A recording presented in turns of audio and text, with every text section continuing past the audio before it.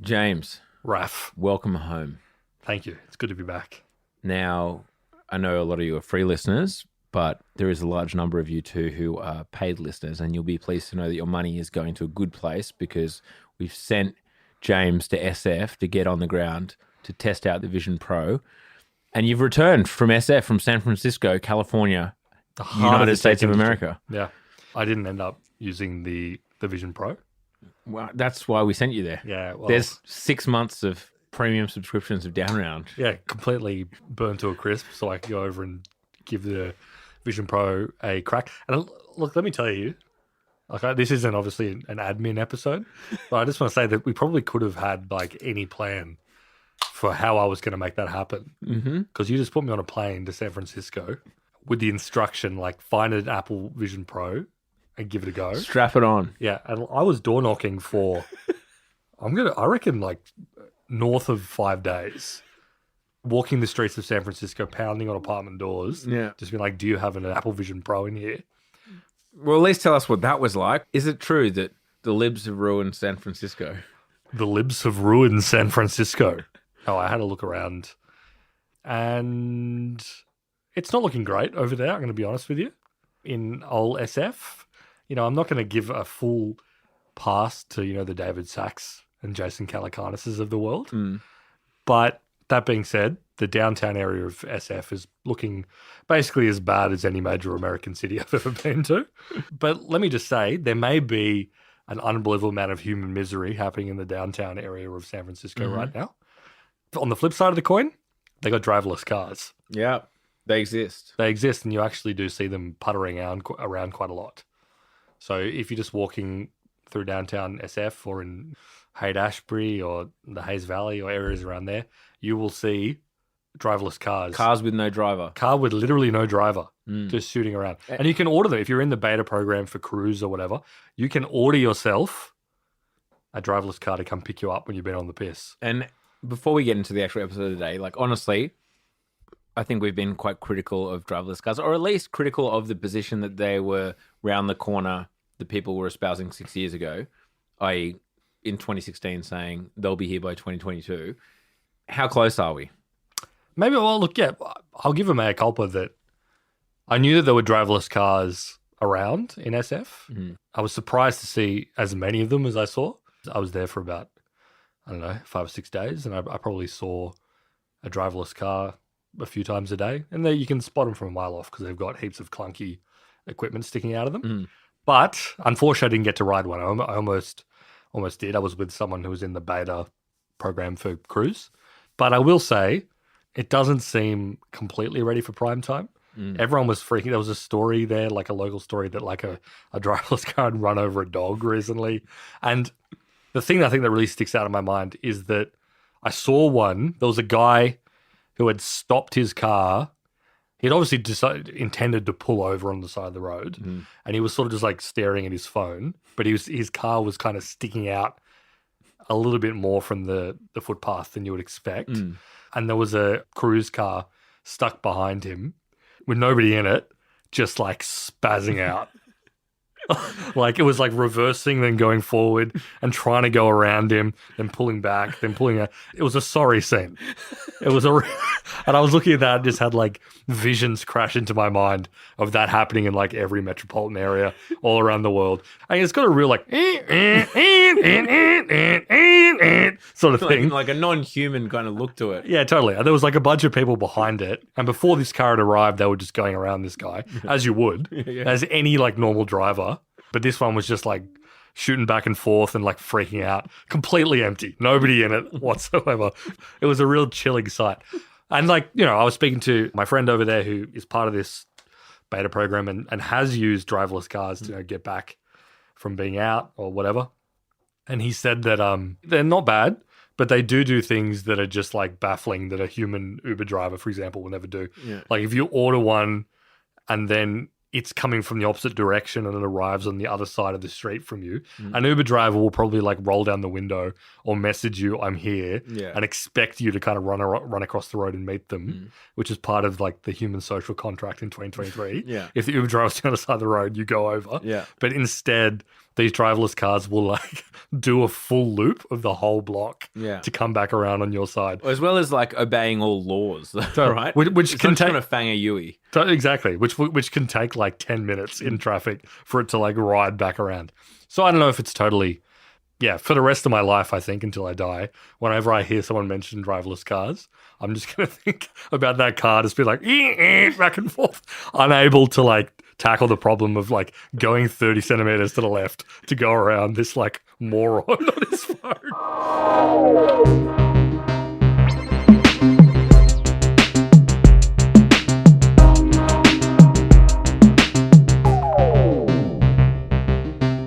No, but we are here to revisit the Vision Pro, the Apple headset that we previewed several weeks ago, which like obviously we're a little bit late, like all the pundits have had their say, but They've had their say. And that was intentional.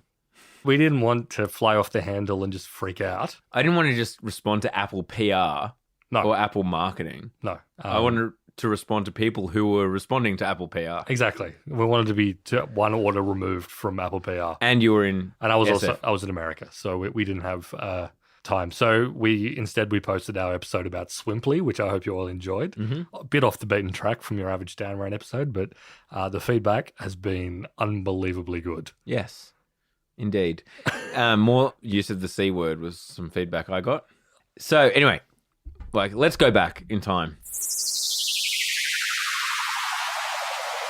So 4 weeks ago, we discussed what the rumors said about what the Apple headset would be. Yeah. What it turned out to be, I think, was definitely more on the AR side of like the VR AI. We mentioned in the episode a few weeks ago, I haven't gone back and listened, but this is just me recalling what I would have said. Apple was all about AR, but then all of the rumors suggested they were going to release a VR headset because AR just wasn't ready.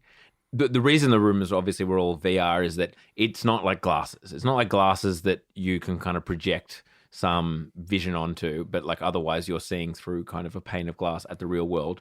It is two super HD, high refresh rates screens with a shitload of cameras that are just showing you the real world in high definition that supposedly is basically indistinguishable from like looking outside of glasses. With anytime you are in a kind of a virtual world, people are able to kind of come in and interrupt. You can see people who are within a certain field of vision, etc., etc. I.e., it's kind of closer to AR, or as they don't use AR or VR, obviously. No, I mean, I think the important thing to note here is that what they are doing instead is they're leaning into this spatial computing. Yeah, spatial paradigm. computing, mixed reality kind of. And not even like barely even that. Like they're Yeah. just talking about this is the new paradigm for computing. It's going to involve, interacting with things in three-dimensional space and having things projected directly in front of your eyeballs, et cetera, et cetera. So they've really lent into this like spatial computing moniker. That is one thing that, as we probably continue in the episode, that I do want to touch on. Like all of the terminology they used, like they were really trying to distinguish themselves from Everyone else, yeah. everyone else with like spatial computing. That's a new terminology. It makes perfect sense. The branding is good. It's Apple. I have had some quibbles with some of their naming over the years. Ultra versus Max. Let's not get into that debate again. We can't go back to that. Sad day for Downer. But spatial computing. I do actually like it as a term. Spatial computing. It's interesting. We should talk about like what it actually is for the people that weren't following this. Yeah. Not fully in on thing. Obviously, a couple of weeks ago, Apple announced the Apple Vision Pro, which we had talked about in the weeks before, that they were about to do so. It turned out it's a pair of chunky goggles that you strap to your face. It's got a battery pack that connects with a cable. They're right about that. The rumors. Yeah, no, totally. And, a lot of the Bloomberg reporting or whatever had been that was like one of the big internal contentions, that they were like, we can't release something that has a weird battery pack connected with a cable. It's not Apple. They obviously have done that. They kind of look like big fat ski goggles. They did a presentation that basically showed, I think, a fairly not particularly ambitious vision. Basically everything they described you can already sort of do for the most part, but they were just exploring this new paradigm where you can do it through looking through these goggles, and also you can connect a keyboard to it, but interacting mostly with like little pinches and taps and twists in the air, like Minority Report style. And what you look at. And there was a Twitter thread that one of the guys that worked on the Vision Pro on the Apple I don't know, UX team, talked about how one of the things they had worked on is understanding the stuff that you want to interact with based on like how much your pupils dilate when you look at stuff, which is wild. That's pretty like nuts. That's basically what it is. I think spatial computing is kind of an interesting thing because like it's all the sort of stuff that we already do on our computers and devices, just like in 3D space. That was the angle. The angle seemed to be, this is a MacBook Pro replacement. It's a MacBook replacement or whatever. It's a computer replacement. Yeah. Rather than, they didn't specifically really mention gaming much at all. There was a little bit of entertainment stuff, but really it was, the thing that kind of screamed was, this is just replacing your computer. It's interacting with computer type stuff in this virtual environment. And by virtual, I mean like on the real world for the most part. And again, another thing to point out is it's Vision Pro. You're looking. It's all these kind of organic words. It's the eyes on the front are called eyesight. It's very real. Like everything is real of all the branding. You're still in the real world, engaging with the real world, as opposed to removing yourself to some kind of virtual, to a metaverse. Yeah. That was like one of the primary things that stood out is it was not the metaverse. No. I think this is the interesting thing that they're doing. I didn't fully expect what they were going to do here. So first things first, this thing, there was speculation it was going to cost $3,000. It actually cost $3,500. It cost more, US. yeah. It cost more than people expected. Basically, everything in it felt like a direct middle finger to Facebook. Yeah. Which is interesting, and I was talking about this before. It doesn't really feel like in the past Apple has ever released something where it seems like everything about it is just like a direct rebuke to a product that already exists in the market. Yeah, but I can see from a positioning perspective, it's like Facebook, Meta, whatever, have all this so much negative publicity. We just want to do everything we can to not be lumped in with that. Like we really want to distinguish ourselves from that and differentiate ourselves from that and say, that thing that you already have all of these preconceptions about, we're not that. We're a different thing. Yeah. This is like a different device that isn't anything like that. That you need to kind of consider it in its own. And to be honest, I actually think they did position it quite well. Yeah, I mean, it was only a couple of years ago now, or even less potentially, I can't remember when it actually happened, that Mark Zuckerberg suddenly came out and seemingly out of nowhere started just talking about the metaverse. Yeah.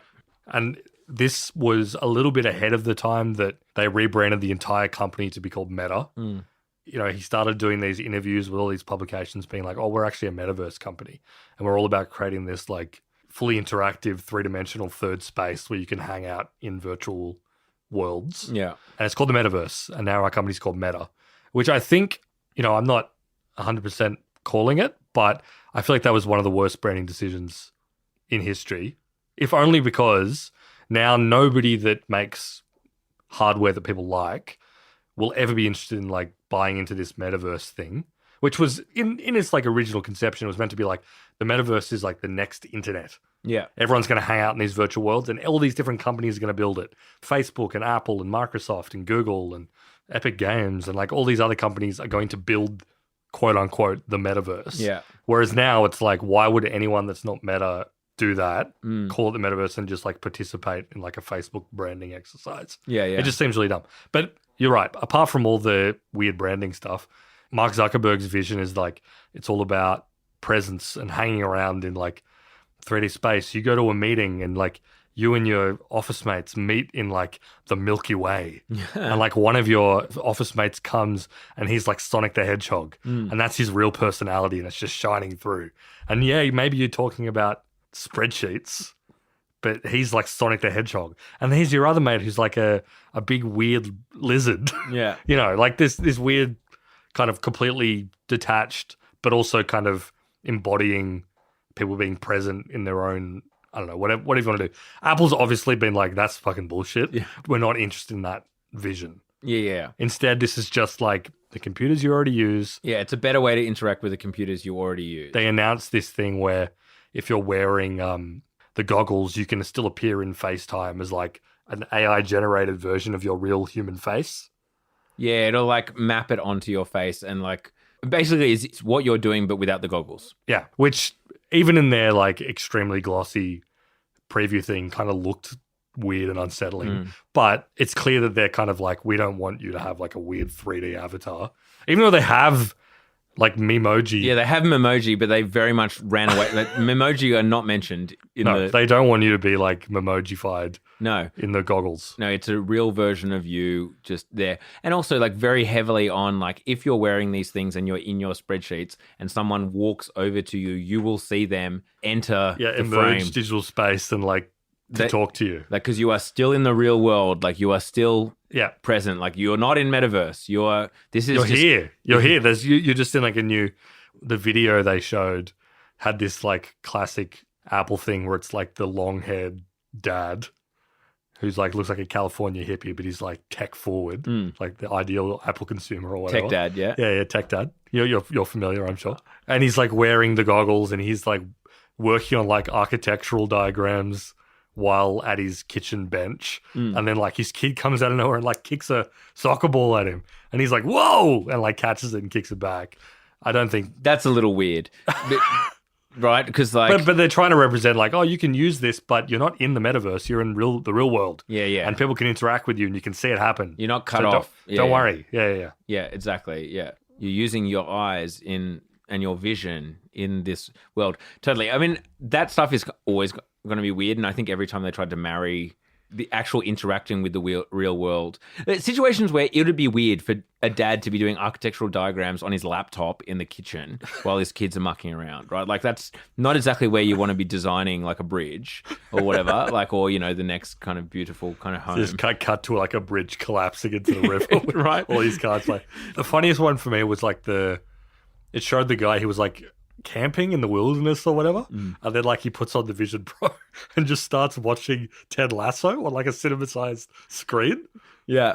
I mean, I'm more bullish on this than I was previously if they can make it less awkward. You know, I do remember saying like a month ago or whatever, is the most imaginative thing we can come up with is, and it is the most imaginative thing that Meta and MetaStance can come up with is like, you get to sit at the most epic gaming computer ever with 6 screens or whatever. But then the way that Apple showed that was just kind of more of a multitasking thing where they represent that it's better user interface, right? It's Apple, like they're a UX company basically. They have like your kind of tasks spread around, not as virtual friggin' monitors that, you know, you see like 6 LGs or whatever in front of you, but just your tasks are more spread out in the real world around you, and you can interact with your eyesight between them. That actually kind of felt cool as like, not as big screens but as like big apps. I can see that as actually useful and a better version. And of course, maybe I'm the one who's not imaginative enough. I ridiculed the idea of having 6 monitors, but now I'm like, oh, it's kind of 6 monitors, but yes, the 6 apps. Yeah, 6 apps or whatever that are done beautifully in front of you. And, you know, it doesn't take a lot of imagination to jump from 6 monitors to like 6 apps, but apparently, maybe I'm not giving myself enough credit. I needed my handheld, but so did like Meta. Like in that every previous iteration of like the productivity version of VR is just having literal 6 monitors in front of you. It's just like, oh, okay, I see. You can obviously interact much better with applications when you don't have the constraints of it, like a display. Yeah, totally. I think it looks cool, and it's like really clear that they've pumped like $10 billion of R&D into this thing. Yeah. Everything they've done in terms of their custom chips and their display stuff they do and all that sort of stuff has obviously gone and like found its peak in what they're doing here, to the point that Apple is famous for taking really, really chunky margins on things. Like, you know, they are earning an absurd amount on every iPhone, on every MacBook. It's the thing that makes people look at it and go, oh, you know, you're paying for the brand. Which you are, even though they are like good computers and good phones and whatever, you are paying for the brand. But I'm pretty certain that in this instance, even at $3,500, I'm sure they're making a margin on it, but I don't think it's like a chunky Apple margin. No, it was a price point that, and I think that a lot of people have had this realization that we kind of balked at when you first heard like a VR headset for $3,000, especially when you're thinking in the world of like the context at the time is kind of like Sony PlayStation and the Oculus kind of stuff.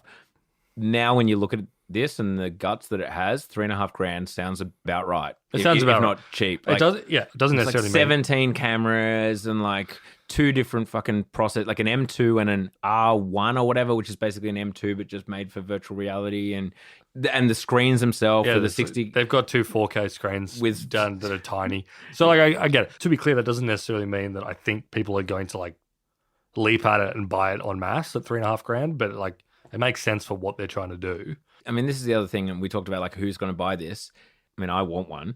I now can see it was compelling enough. The use case was compelling enough of, okay, just a better way to interact with a computer. That in itself, for me to think that basically any corporation or business that vaguely does content of any sort, I mean, like from a marketing department, whatever, like they should buy one.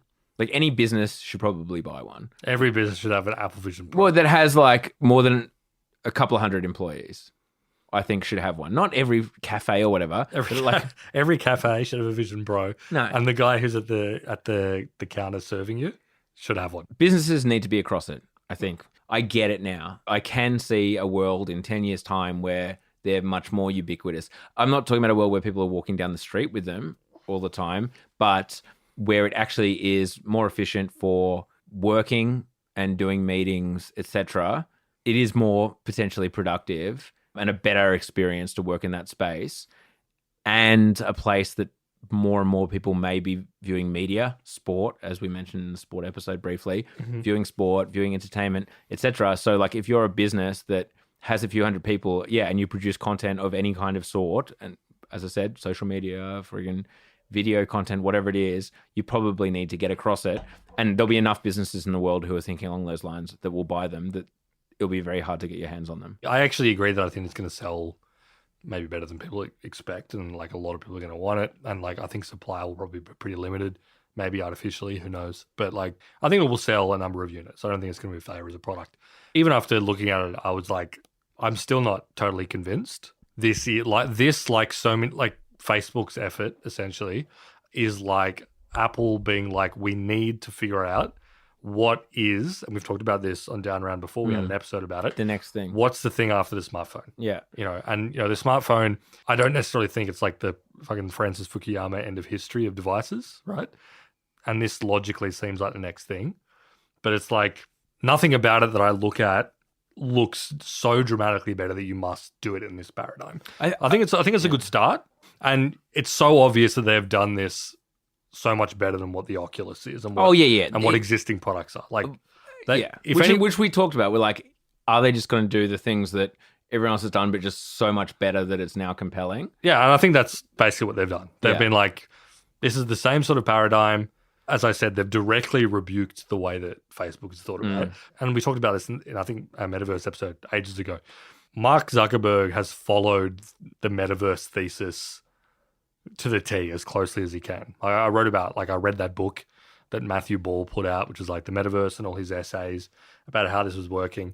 Like literally Mark Zuckerberg's thesis is that gamers are going to be the way that this stuff spreads. Like gamers are going to get into VR and like wearing headsets, and like the rest of the world is going to follow them. And to be fair, that does align with the core Down Round thesis that of gamers rise up. We live in a gamers world. Yeah. Apple has been like, no, we're not even going to mention gaming really, and that's bullshit. And to be fair, the take up of Oculus has been pretty pitiful, and the existing VR stuff. This I don't think is compelling enough yet. It's one of those things, like I look at it and I'm like, okay, I can already sense in my head that like the V3, the V4 of this. iPhone 3 was the first iPhone I bought. Yeah. I mean, we didn't even have the first iPhone in Australia, much like we won't have the first Vision. No, it looks like the release would be limited. I'm not sure, I didn't check recently, but certainly after the presentation, they didn't even put it on the Apple Australia website, because obviously it's not going to be out. And it's like, I think this is the first device that they've released in a while where they don't seem to have a launch plan for the rest of the world outside the US. Like they were like, it's available in the US to start with. There's even the iPad launched all at the same time. So this, they clearly know this is not ready, in the sense that we know that this is not going to be something that's going to be in everyone's house immediately. We're entering a category that's pretty limited, pretty nascent. When the iPhone came out, everyone already had a phone. Yeah. It was either a dumb phone or like a shitty early smartphone or whatever, or a BlackBerry. Yeah. But everyone had something in their pocket. And same with like, the MacBooks and all that sort of stuff. Launching into already, the classic Apple thing. We launch into an already advanced market and we just do it better and we redefine the paradigm. Yeah. Here they're launching into a market where it's like only nerds use it. Yeah. And even they... It's going to take convincing as to why you need this thing. Yeah, totally. And I don't think they did that. They had a really conservative vision. There was nothing in their presentation where it was like, oh my God, they've figured out why you would use this. I think if you look at it backwards, like in reverse, after I kind of saw the presentation, I kind of thought about it and I read a bunch of like takes on it and whatnot. I looked at my own monitors and they did feel kind of shit and limited. And if you can work backwards and you're like, what would the ideal way to interact with a computer be? It wouldn't be a monitor. Basically what I felt like is like, if I had experienced interacting with my friggin' apps and whatever in this augmented reality where I'm not limited, I'm not confined by hardware and I'm engaging in the space, then moving back to a friggin' monitor, this kind of weird rectangular display in front of me, even though we're so accustomed to kind of a screen, it's obviously not the optimum way to like interact with things. No. Our bodies and our minds and everything are made to interact with the world and the things around us in a 360 environment. And so my brain kept on kind of coming back to like, I wish I was doing that.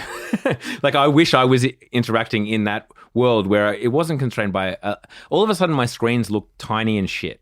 Basically, to me. They've got to. They've got me. They've made you think everything you currently own is shit. Is shit and I need to. Yeah.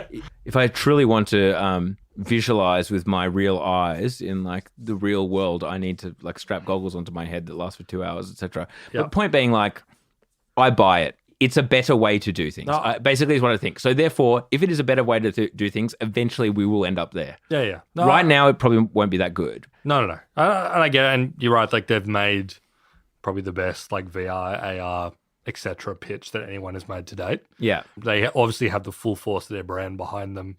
And like, don't get me wrong, the Vision Pro, Apple design, it still looks so fucking goofy. Yeah. And they are clearly aware of the fact that there's like an inherent goofiness to wearing a helmet or like a goggles that cannot be overcome because unlike every other Apple product launch in history, at no point in their presentation did they ever show any Apple executive actually wearing it. Yeah. We didn't have Tim Cook because, I mean, if you could picture Tim Cook wearing that, it's goofy. Well, a key thing is that, yeah, when you're wearing it, if you're just in like spreadsheet mode or if you're in a virtual world and you can't see out, the goggles are like blank or whatever. But if you're in like AR world where you can see out of your goggles, it's got eyes on it. Your eyes project on the thing. Your eyes are kind of projected on the front of the goggles, and so that the idea being that people around you like know that you can see because your eyes are projected on them. But like two things with the Tim Cook not wearing them is one, apparently that technology, like in all the reviewers or whatever who got to actually demo it, that wasn't working. That feature of like having the eyes on it wasn't working. They didn't want anyone to see that yet. And B, all of the shots of like the chick or whatever with her eyes kind of coming into focus on the front of the goggles, they were directly straight on. And there was kind of talk that if you are at even slightly an angle, like at the end of the day, the goggles are like off your face, right? They're a few centimeters forward off your face. And so the eyes, even they've kind of done tricks to make it look like they're deeper in the goggles. At the end of the day, if you're on an angle, you're still going to be able to kind of see the eyes a few centimeters forward. Yeah. So if Tim Cook's wearing them, even with like that beta technology, that could look really like those glasses with the eyes attached to springs, kind of going boom, boom, boom. Right? Ring-a-ding-ding. I don't think, it doesn't strike me as a huge vote of confidence. Because, say what you will about Apple or whatever, they have really firmly established themselves as kind of a luxury brand that is cool and whatever. We've talked about the fact that Zoomers, none of them use Androids because they consider like their friends that have green bubbles to basically be like lepers that ought to be exiled from society. Yeah, great branding. Great branding. Apple managed to convince the world that AirPods looked good. Yeah, exactly. That's the thing. Like, I know that there's going to be stigma around the goggles. There was stigma around AirPods. Yeah, and rightfully so, because to this day, I think AirPods kind of look stupid as hell. Yeah, but no one They bats don't an care anymore eyelid. because everyone has them. They've integrated. I do think the goggles are a bigger challenge, but I think there's like a certain lack of confidence that they've clearly had long, arduous meetings in the marketing department where they're like, if anyone sees Tim Cook wearing these things, that's game over, buddy. Oh, yeah. Like, there are just going to be too many screenshotable moments where he looks ridiculous or looks dumb. dystopian or whatever. He's got a weird little smile on his face. And it'll become a meme, right? Like Tim Cook in the goggles will become a meme all of a sudden. Yeah, They denied everyone memeable moments. That's sad. To me, that's sad. And here's the killer app for me. The big criticism people had is there was a kind of a scene of Tech Dad. It was Tech Dad at his kid's birthday with the goggles on filming the birthday. Because one of the big things is you can kind of experience videos shot in 3D, you can experience them on the goggles. Yep. Is like a big selling point. And they showed a bit of sport and whatnot that, you know, you can experience sport as if you're in the surround, as if you're in the stadium. Yeah, you're in the front row. You're in the front row of the basketball game or whatever. The box seats next to Drake. Yeah. Or maybe even better comparison for Apple is you're at Inter Miami game at the MLS. Yeah. You know, watching Messi run around the court or whatever. Yeah, with the field, sorry. Yeah, with your subscription, percentage of your subscription going to him. Yeah. So you got the dad at the party wearing them and everyone's like, oh, that's weird. That's like the Microsoft moment where the woman at the Microsoft AI announcement was like, and I used Bing's AI to write a speech from my daughter's valedictorian party that I planned the whole thing. It's like, that is just, we hate that. That's alien behavior. That's just, non-human behavior. You get to write your wedding vows or something. Yeah, exactly. Like this amazingly meaningful moment at a no one has a valedictorian party to start with, like let alone. And you let Bing write it? Yeah, exactly.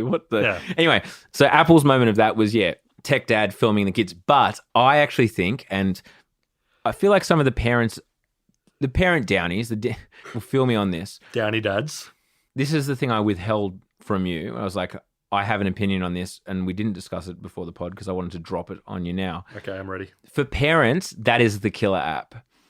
Think about right now, like I have videos of my kids or whatever that we already look back on when, you know, my 4-year-old was 2 and be like, how insanely cute was this, blah, blah, blah, blah. There's no videos of me as a kid. And I'm sure that, you know, my mom would be like, oh, you know, I wish I had some video of me as a kid. And especially our generation who does friggin' film their children, take photos of their children and are already living in the 2 years past. Taking videos of your kids in a 3D environment and then reliving it, if we agree to the idea that in 10 years' time, 15 years' time, 20 years' time, it'll be far more normal to kind of witness entertainment and witness memories and whatever in 3D because 3D cameras will be ubiquitous, then you want to capture right now, your kids right now, and relive it in this 3D world. Not as a friggin' divorced dad energy, but just like it would be shit if the whole way we're interacting with entertainment and we're interacting with the family holiday that we had 3 months ago or a year ago or 2 years ago, 3 years ago, the family trip to Europe 5 years ago is all kind of 3D because just all of our phones and everything has it integrated to 3D camera and we can kind of just, that's a fun way to interact with it.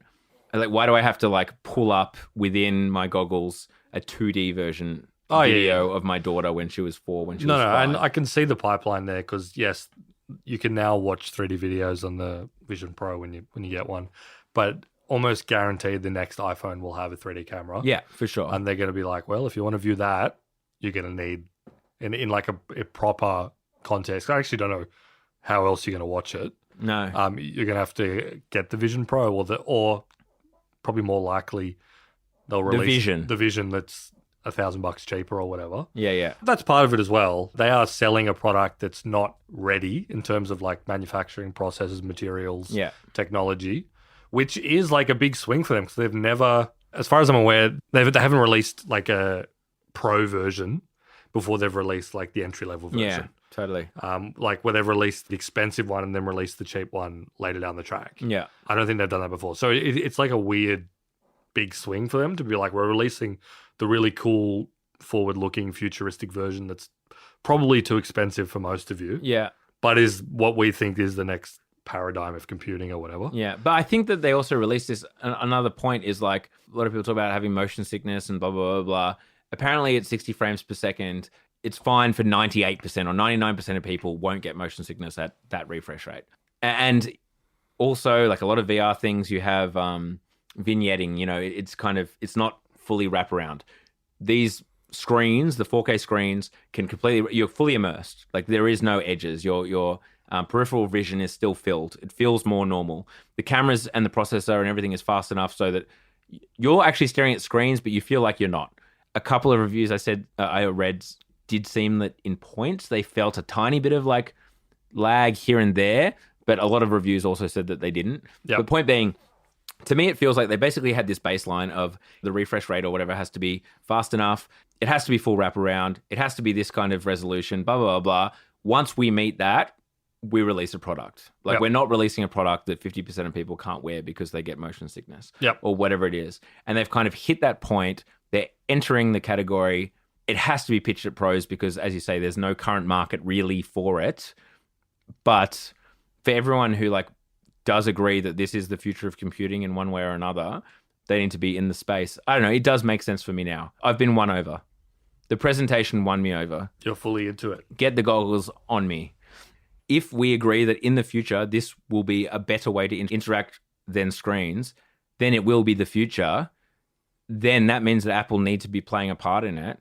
And so should everyone go out and get them? No, of course not. I think in the short term, it's more like an iPad. It's one of these things that you just strap on to watch Netflix or whatever. Like if you're a really big soccer fan, you can watch the American friggin' Soccer League next year with Messi and be like, wow, it's sick. Yeah, I'm right there. I actually think the iPad is a funny example because I feel like that was Apple's last bet on what the new paradigm of computing would be. Like there was clearly a point where they thought, and this was Steve Jobs' era because he announced the first iPad or whatever. They were like, okay, the iPhone is huge. And there was all that stuff about how they actually had thought of the iPad first in terms of like a multi-touch touchscreen thing. And then they were like, oh my God, this could be a phone, blah, blah, blah. But there was clearly a point when they launched the first iPad and like over the years where they were introduced, they were like expanding the capabilities of it, also making the Mac a bit more like an iPad in terms of some of the interactions and things like that and like visual design where they were kind of like, okay, we've got it. The next phase of computing is like touch screen iPads. You all walk around with these ultra thin displays that you can do whatever on. And also from a business sense, it made way more sense for them because everything's locked via the App Store. Totally. But that turned out to not really play out. And I honestly think I think the iPad's probably obviously a great business for Apple. They make a bunch of money from it. There are a lot of iPads around. But I think it's basically like a failure as a product. I disagree. I don't use the iPad and it certainly doesn't work for me. But I actually think that the iPad Pro, I think that the MacBook line is like OS X, Mac operating, that's the dead product line. I think that is like a big, old, clunky, to be fair, that's the one I use every day. I mean, I use my phone more, I guess. But it's still right now, it's imperative that you use a MacBook.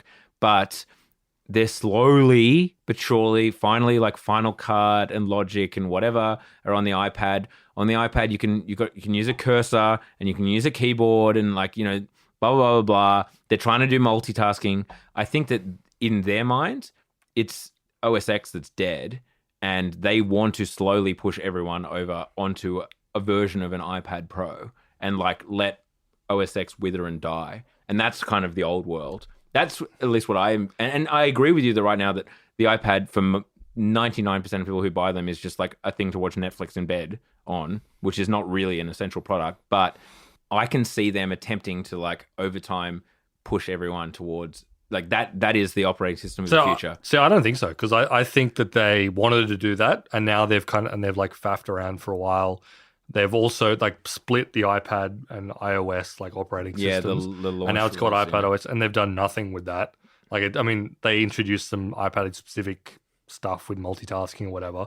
Haven't really done a whole lot with it. It turns out that most people that use iPads regularly are people who are in like graphic design fields that can use it to draw shit or like basically boomers. Yeah, definitely not. It's not possible to do serious work on an iPad. Sorry. It's just not. No, and so I actually think that they've like pursued that path, been like, when can we start merging Mac and iOS? That's kind of turned up blank. It turns out people still really like their MacBooks and their desktops and stuff. Yeah, but and they like to keep what features do we don't get features on on OS. Like, we don't get features on our Mac. No, a lot of them are ones that just get introduced from iOS anyway. Yeah. But I think this is all feeds into the fact that they're like, okay, we need to do something else. And this is what they've come out with. Yeah. This is like the vision thing. I'm not completely sold that it's like, as I said before, that it's like ready to go. No. And they're obviously introducing it in like a really unusual way. We're introduced to a market who are either have never even thought about owning this sort of thing, or have used an Oculus and be like, this is cool for a certain number of things, but I certainly wouldn't use it as my like daily driver. Yeah. And be like, it seems to me the main goal of this is to like smack through the gates as the only thing people think about when they think about VR. That's their goal. Their goal is to be like Facebook Meta have attempted to make virtual reality work. It hasn't. Well, it's also got to be good, right? Is the goal. If it is really good, if it genuinely is, you put it on, you start doing your work on it, and you're like, oh, this is better, then it'll work. Yeah. Then it'll work. Like, if you're more productive, it's a better way to interact with computers. It's a better way to do meetings, which Oculus has proven it's not, right? Like, it's not better, it's worse. Then it will eventually work. If it's not, like, if you're right, if it is kind of iPad-y, which is, okay, it is better to watch video on, but it's just kind of too much of a hassle to have this thing that I have to charge that what's it next to my bed. I can't really take it with me because it's clunky. And so I'm only using it in really specific cases to watch the American soccer.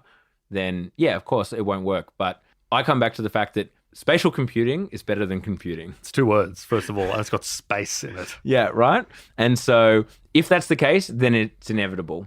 I'm like, as I said, I think it looks really like a cool toy. You're on the toy side. I don't know, but it's just like, I think that maybe the V3, V4 of this will be great.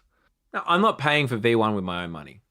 You're going to expense it. I'm going to expense it. Through one of your various ventures. But V3 or V4, yeah, I can see myself buying it. Oh, you're walking into the Apple store day one, smacking your black Amex down on the table and saying, give me 5, baby. Paying someone to like stand in line for me and then taking their spot.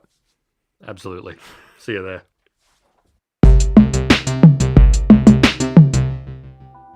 Downround is now a premium podcast. You can subscribe to our premium offering at downround.net for $7 a month or $70 a year if you're bargains inclined. And you get not only the episode that you get every week, but one additional one every single week, $7 a month.